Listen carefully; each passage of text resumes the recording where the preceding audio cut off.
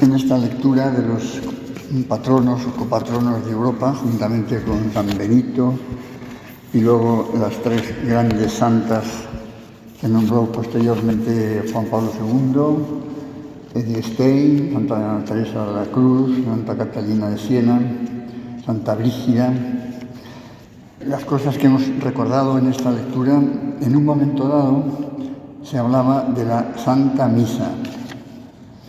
Y al escuchar esa referencia a la Santa Misa, que va a ser precisamente el primer tema de nuestro retiro, pues pensaba yo que la vida de estos hombres, que hoy celebramos mañana, llena de aventuras, podrían escribir libros, novelas, series de televisión, etcétera, en las que se manifestaría su entrega, su espíritu de sacrificio, su fortaleza, su predicación apasionada y tantas cosas más, de las que se valieron para difundir la palabra de Dios en el este de Europa, además de la traducción al sistema cirílico, ¿no?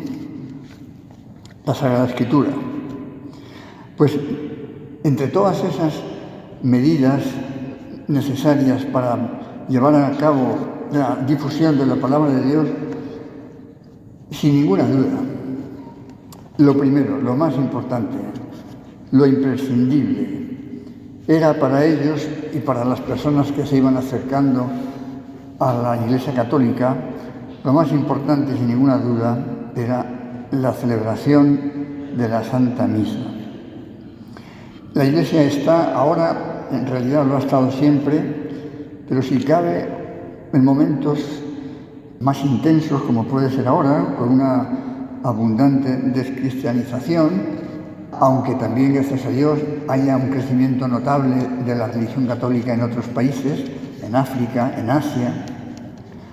Leía yo esta mañana una entrevista con un sacerdote de Zaragoza, al que conocí hace muchos años en Pamplona, y que se fue a la China y sigue por aquellos territorios.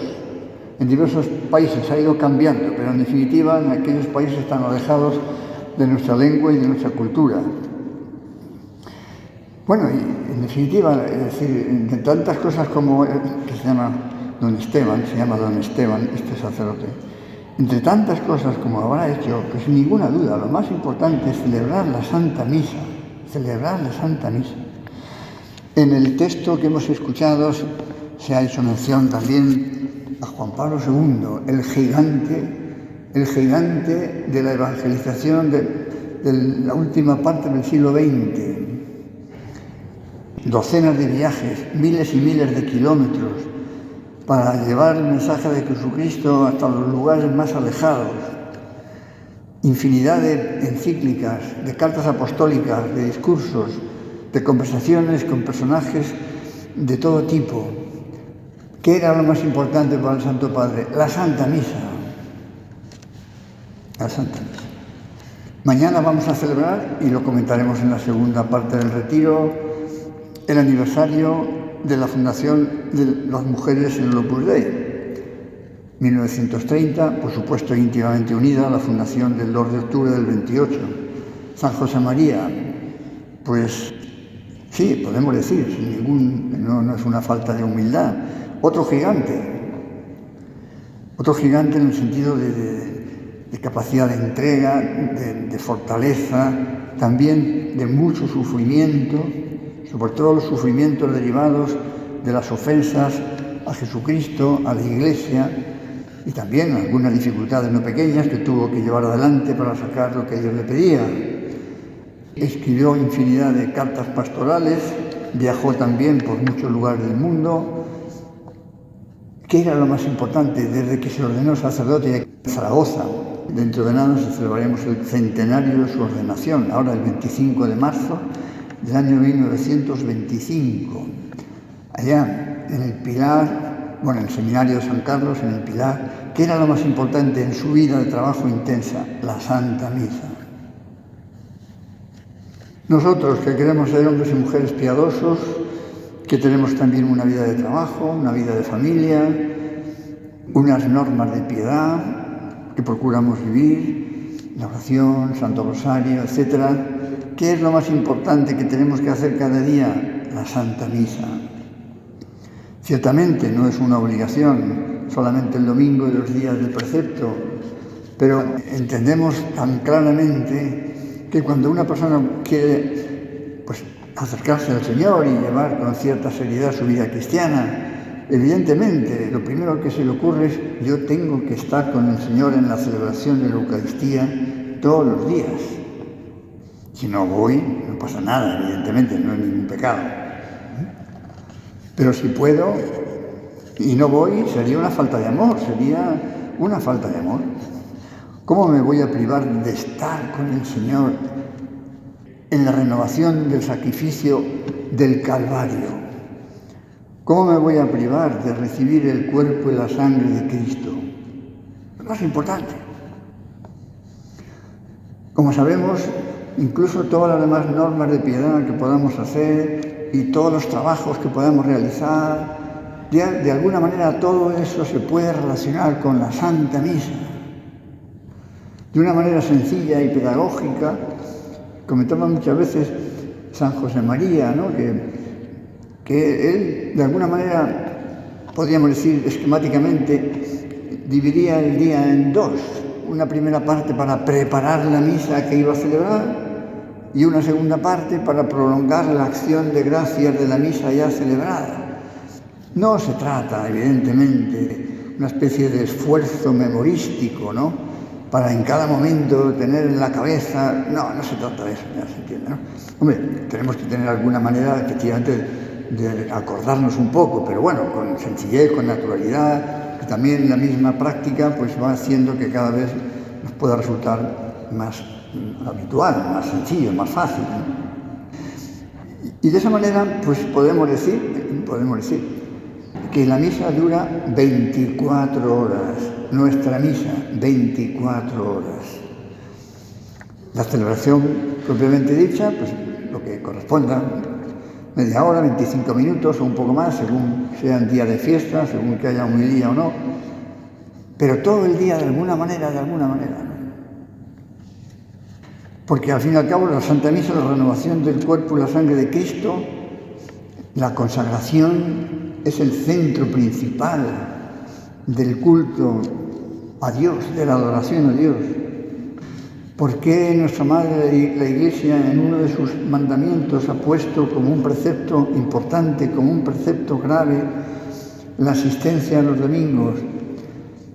Porque si no estuviéramos en la misa el domingo es como si no valoráramos, como si nos diera lo mismo que Cristo hubiera muerto por mí y hubiera resucitado el domingo. Es como si me diera lo mismo. No, en general no es que la gente, aunque no vaya a misa, lo piense así, ya se entiende, no. Pero en la práctica es como si fuera así. Porque si yo valoro lo que es la misa, ¿cómo no voy a ir a la misa? Bien, en nuestro caso, los que estamos aquí ahora, pues el tema principal no es animarnos a ir a misa, porque gracias a Dios, pues vais. Por supuesto los domingos y seguramente la mayor parte de los días, o todos los días, también. Lo nuestro es profundizar una y otra vez, agradecer cada vez más, valorar cada vez más, asombrarnos cada vez más, dar gracias a Dios una y otra vez. En primer lugar vamos a adorar. Esos cuatro fines de todo sacrificio ofrecido a Dios, de una manera particular el sacrificio de la Santa Misa. En primer lugar, la adoración. Es lo propio de la criatura ante su Dios. No es una adoración como un esclavo pudiera hacer reverencia a su señor. A lo mejor le hace una gran reverencia, pero en el fondo de su corazón está un poco lejano de aquel dueño que tiene allí delante, ¿no? No, nosotros no. Nosotros adoramos poniendo todo el corazón, sabiendo que nos quedamos cortos. milagros, hablamos de milagros. ¿Hay algún milagro más grande que el que todo un Dios esté en el altar, en ese pedazo de pan, en esa copa de vino, después de las palabras de la consagración? Por grandes que sean los milagros que Dios pueda hacer, resucitar un muerto, por grandes que sean los milagros que Dios pueda hacer, no hay comparación posible, ¿no? Ahí está el mismo Dios, Dios Padre, Dios Hijo, Dios Espíritu Santo. Es como para estar toda la vida considerándolo,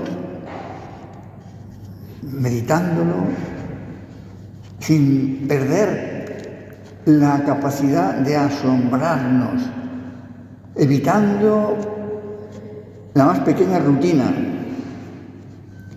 No es cuestión de fomentar de una manera excesiva una especie de sentimiento, ¿no? Como para derramar lágrimas, no.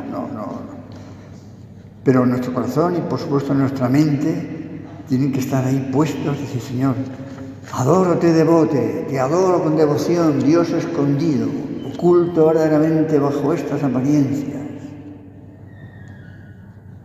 El sacerdote, bueno, en este caso San José María, cuando celebraba la Santa Misa, decía lógicamente, como debe ser, las palabras de la consagración y nada más, lo que está previsto, pero con su corazón, sin palabras, al hacer la elevación del pan y del cáliz, pues hacía esos actos de fe y de amor. Señor, te amo, creo en ti, espero en ti.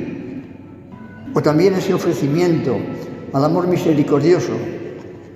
Yo os ofrezco, Señor, a vuestro Hijo muy amado, y me ofrezco a mí mismo, en Él, con Él y por Él, a todas las criaturas. El ofrecimiento, o ese himno del adoro te devoto que decía antes: Señor, te adoro con devoción. Esa genuflexión pausada, sin exagerar, se entiende, pero que dure unos segundos, que se note que estamos adorando. Repito, sin cosas que llamen la atención. No se trata de llamar la atención ni de hacer cosas un poco forzadas o postizas. Pero tampoco se trata de una especie de espontaneidad que parece que como si estuviéramos haciendo cualquier otra cosa. Bien, la adoración. En segundo lugar, el desagravio, ¿no? Desagraviar, pedir perdón. Por eso comenzamos ya la Santa Misa. Reconozcamos nuestros pecados. Y el sacerdote hace una pausa de unos segundos, pues para que tomemos conciencia de que tenemos que reconocer nuestros pecados. Aunque gracias a Dios estemos en gracia y vayamos a comulgar. Pero en fin, los pecados que hayamos cometido, aunque estén perdonados. Y ya yo confieso ante Dios Todopoderoso, y lo debemos rezar dándonos cuenta de lo que estamos diciendo, ¿no? Incluso pues ese golpe de pecho, en fin. Y acudimos también a su misericordia y le pedimos: Señor, ten piedad. En fin, es que cada parte de la misa, con tantos siglos de historia, con tantos santos, diríamos, tantos papas, diríamos, que han ido interviniendo hasta la confección actual del canon, pues hay ahí, claro, es una riqueza tremenda. Las diversas plegarias eucarísticas, la más antigua, el canon romano, es un poco el más largo, aunque luego los que se hicieron después, el canon cuarto, también es bastante amplio. Sea uno, sea otro, todos son de una enorme riqueza doctrinal, teológica. A la vez no sobra una palabra. Muchas veces nos puede servir para hacer oración, sobre todo si hacemos la oración a lo mejor antes de la misa, pues muchas veces leer con calma alguna parte del canon, sea el primero, el segundo, el tercero. Así vamos adorando, vamos pidiendo perdón, vamos dando gracias y luego impetrar también gracias, las que necesitemos, por aquellas por las que pedimos, por el mundo, por la Iglesia, por la paz, por las vocaciones, por tantos temas. Y nos vamos así preparando para la comunión. Volveremos a decir perdón, Señor, en otros momentos, en el Agnus Dei, por ejemplo, en el Padre Nuestro, por ejemplo, para que tengamos claro, ¿no?, que tenemos que recibir al Señor con un corazón limpio. No se trata de escrúpulos, ya se entiende, pero sí de que queramos detestar hasta el más pequeño pecado venial deliberado. Y de esa manera, pues nos vamos preparando para recibir al Señor. Que lo podemos recibir, la Iglesia, como evidentemente pues, permite que se pueda recibir de pie, que se pueda recibir en las manos. Pero la verdad es que si uno no tiene ningún obstáculo para arrodillarse, lo lógico es, lo lógico. Si no tengo ningún obstáculo para arrodillarme, lo lógico es que reciba al Señor de rodillas. Y si no hay ningún inconveniente de tipo higiénico o algo por el estilo, pues en la boca. Naturalmente, se puede recibir en la mano, claro que sí, no pasa nada, ¿no? No pasa nada. Pero tampoco es que sea necesario. Sí, cada uno con libertad, ya se entiende. Lo importante es que lo hagamos de una manera, lo hagamos de otra, que sea un verdadero gesto de adoración, de respeto, que es fundamental. Por eso también es tan importante, no solamente decir para la piedad de los fieles, pues tiene que estar alimentada, cultivada por la piedad del celebrante. Por eso hay que pedir al Señor también que los sacerdotes pues sepamos celebrar como tenemos que celebrar,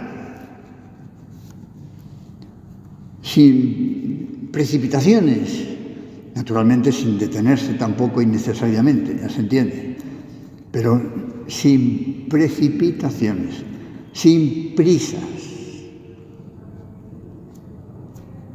Porque no es un trámite. La misa no es un trámite. Naturalmente uno asiste a misa pues en la jornada de trabajo y tal, muy bien, de acuerdo, por eso la misa en cuestiones normales dura 25 minutos o media hora, en fin.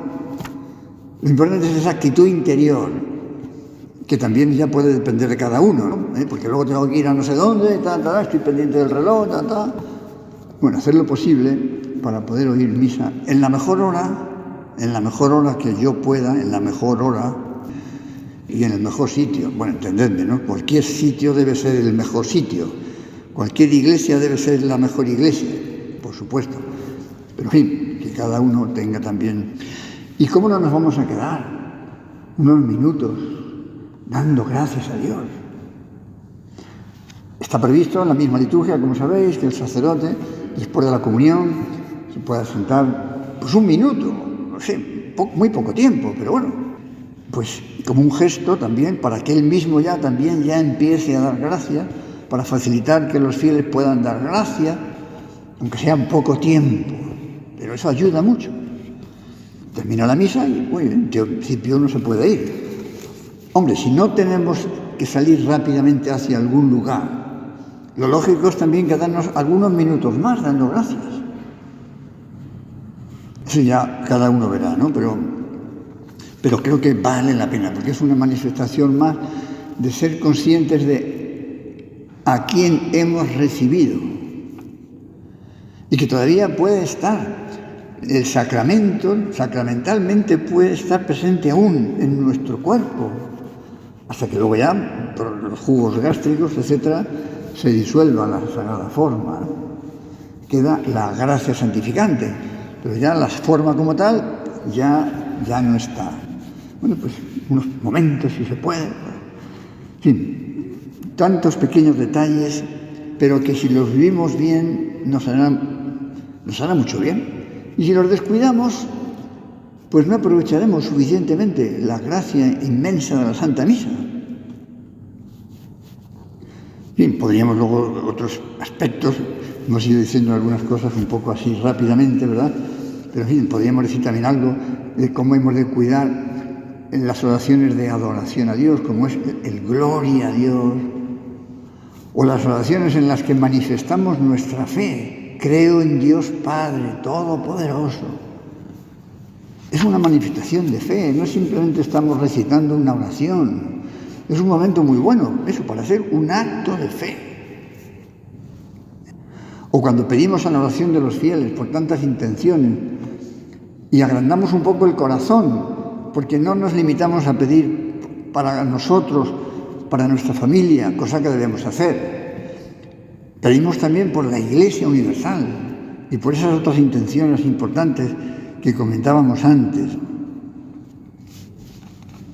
Otro momento que tiene también interés para que lo cuidemos es el ofertorio. Eso lo comentaba San José María de una manera muy bonita. Decía, en la patena, cuando el sacerdote pone la sagrada forma en la patena, ahí pueden estar.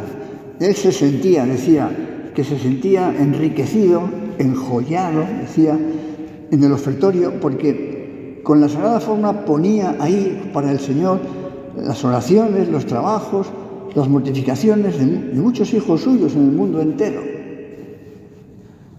Pues nosotros, cada uno, ¿verdad?, puede también tener esa intención de poner en la patena los trabajos de hoy, o lo que he hecho hoy, o lo que voy a hacer hoy, y estos dolores que he tenido, o estas alegrías que he tenido, o estas intenciones, ponerlas ahí para que se transformen con el pan en el cuerpo de Cristo.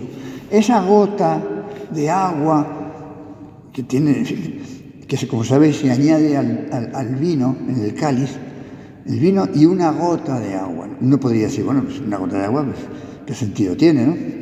Pues todo tiene sentido, lógicamente. Esa gota de agua es la colaboración, la aportación nuestra, la de los fieles. Mi oración, mi trabajo, una gotita de agua. No es nada, pero se va a transformar en la sangre de Cristo con el vino.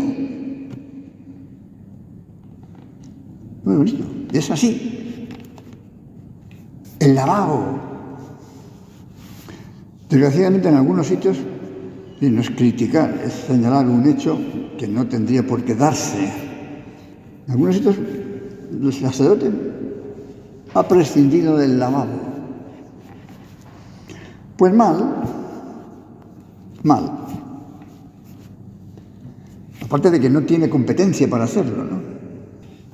Comete un pecado si no lo hace. Bueno, no digo yo no digo eso. Pero no hay por qué, es que no hay por qué. Uno puede decir, bueno, el lavabo no es nada, si nos ponemos así, casi todo es nada. El lavabo indica, una vez más, ese signo visible de que yo necesito purificarme. El sacerdote tiene que ser consciente de que necesita purificarse. No es nada. Pues claro que es. Además de que se introduce una costumbre contra el sentir de la Iglesia. Nosotros los sacerdotes tenemos que ser súper delicados para no hacer lo que nos dé la gana. Ya se entiende, no voy a hacer, yo qué sé, una barbaridad. Pero no me debo tomar libertades que no me pertenecen, que son faltas de amor,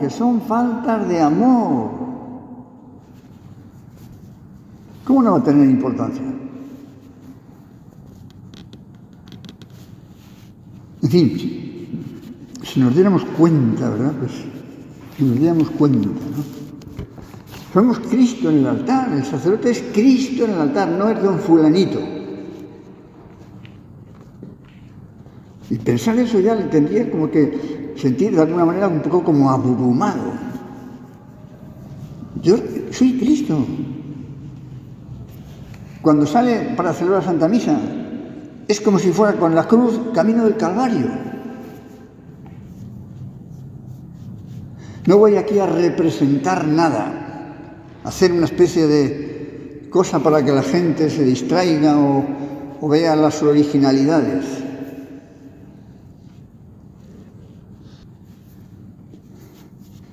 En fin, en las cosas que se refieren a Dios, en las cosas que se refieren a la Eucaristía, todo es importante. Todo es importante. El Señor, por así decir, lo aguanta todo. Aguanta todas nuestras indelicadezas. Pero podemos hacer daño a los fieles. La mejor catequesis que puede llevar a cabo cualquier sacerdote en su iglesia, la mejor catequesis, aunque tenga un pico de oro, aunque se le da de maravilla la pedagogía con los niños, aunque tenga no se sabe cuántas actividades, que serán muy buenas, la mejor catequesis, la celebración de la Santa Misa. Sin ninguna duda. Por eso todo lo que podamos decir es poco. Y en fin, ya se nos ha pasado esta primera media hora. Algún detalle más para terminar, quería decir una cosa breve más. La terminación de la misa, el ite missa est, de la misa latina, que traducimos por la misa ha terminado, podéis ir en paz. Podéis ir en paz.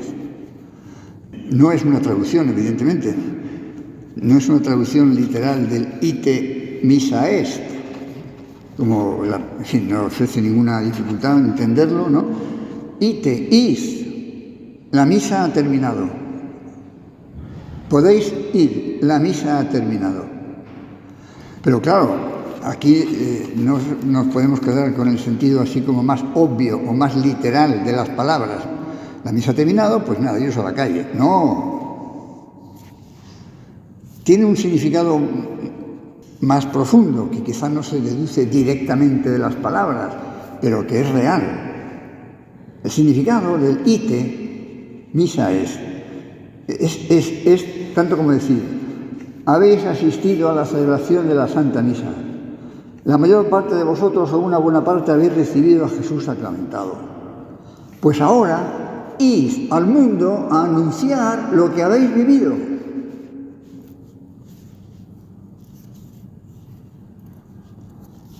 Ir al mundo a explicar lo que habéis hecho, lo que aquí se ha celebrado. Ese es el significado de ite, id. Como a los apóstoles cuando el Señor les decía, id de dos en dos, oíd, predicar el Evangelio, id, bautizar a las gentes. En esa línea. O sea que es bonito, ¿no? Sentir esa responsabilidad.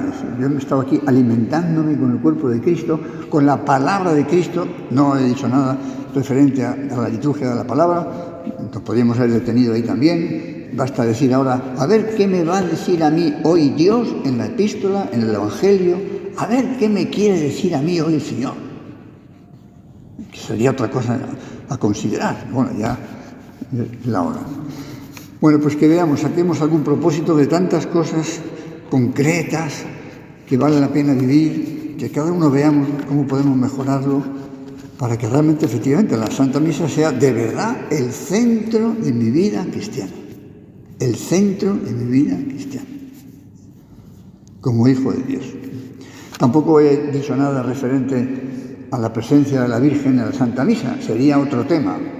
La presencia de la Virgen en la Santa Misa. No ya las misas votivas sobre la Virgen o en fiestas de la Virgen, no me refiero a eso. Me refiero en la celebración misma, en la transustanciación, la presencia de la Virgen, no solo en mencionarla en alguna oración, no, en algo más. La sangre de Cristo, ¿de dónde procede? De la sangre de la Virgen. En fin, eso a veces se dice, ¿no? A veces se dice, porque no es tan sencillo, la presencia inefable de la Virgen en la misa. Si es la renovación del sacrificio de la cruz, imaginemos la unión intensísima de María en el Calvario con su Hijo. Imaginemos. Pues ¿cómo no va a estar la Virgen en cada misa? Otra cosa que también nos puede ayudar, podemos pensar, que ella nos ayude a meternos, ¿no?, para aprovecharla mejor y nosotros los sacerdotes para celebrarla también mejor. Bueno, aquí terminamos. Dejamos unos minutos en silencio, como siempre, para seguir enseguida